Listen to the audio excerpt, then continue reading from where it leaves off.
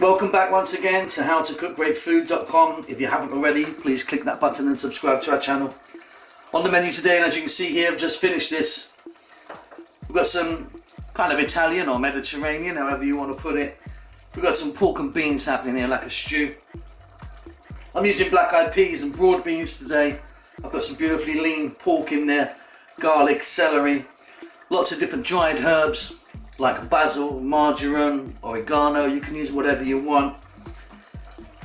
I've got some fresh basil there, and we've got a tin of tomatoes. It's really simple, tastes great. Let's go and do it.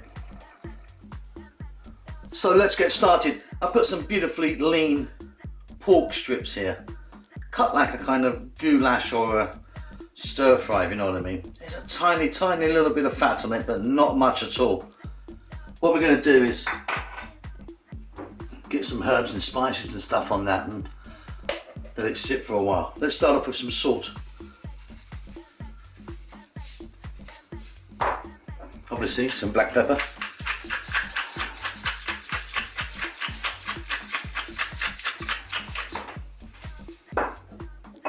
Then I'm going to go in with some paprika.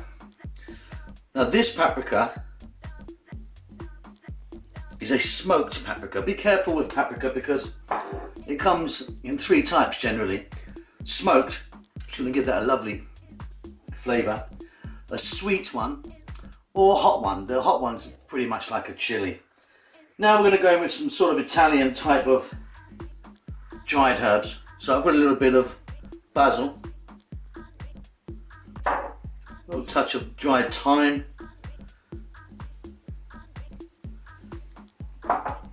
here I've got some tarragon, and here I've got some oregano or oregano. Now you don't have to use all of these, you could just use 1 or 2 of them, or just one maybe, your favourite one. I'm also going in with some fresh rosemary that I've got, which I think is going to work really well. I'm now to that going to add nice quality olive oil. Not loads, but just a little drizzle to help it on its way. Here I've got some garlic. There's like 2 or 3 cloves there for that amount that I'm using. And here, as you can see, I've got some celery and some white onion chopped.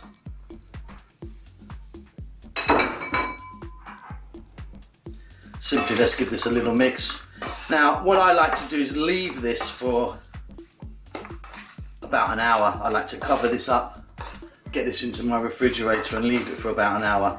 If you can do that, that would be great.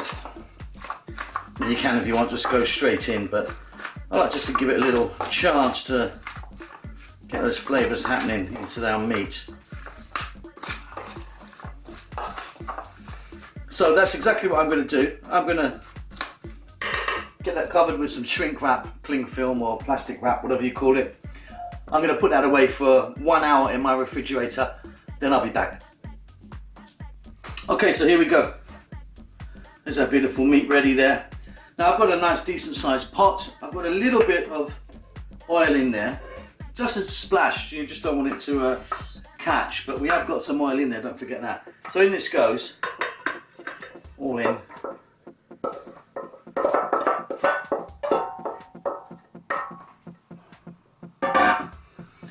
And on a kind of medium heat, we're going to cook that for about 6 minutes, I would say.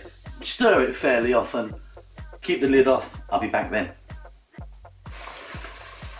So as you can see, after this amount of time, which is 6 or 7 minutes, our meat has completely changed colour, and we've got some lovely, it's really herby this, isn't it? Well, I've put lots of different types of herbs in there, but it really is smelling amazing. At this stage I'm going to add some potatoes. Just got some little baby potatoes that I've just washed. I've kept the skin on. Again, I've cut them into kind of bite-sized pieces. I'm now going to add our beans, and the beans that I'm using today are black-eyed peas and broad beans. Again, use any ones you like. I mean, I just prefer this little mix. In they go. Now these beans and peas or whatever are canned. I'm just using canned ones today. which I think are really convenient and work really well. If you're using canned beans, make sure you give them a real nice wash in some cold water, because it's not the most wonderful liquid that they come in, is it? So make sure you give it a really good wash. And if you're using dried beans, make sure that you soak them really well and then cook them nicely for a long time. The soaking is probably the most important part. Here I've got a regular can of plum tomatoes that I've chopped. We're going to give that a little mix.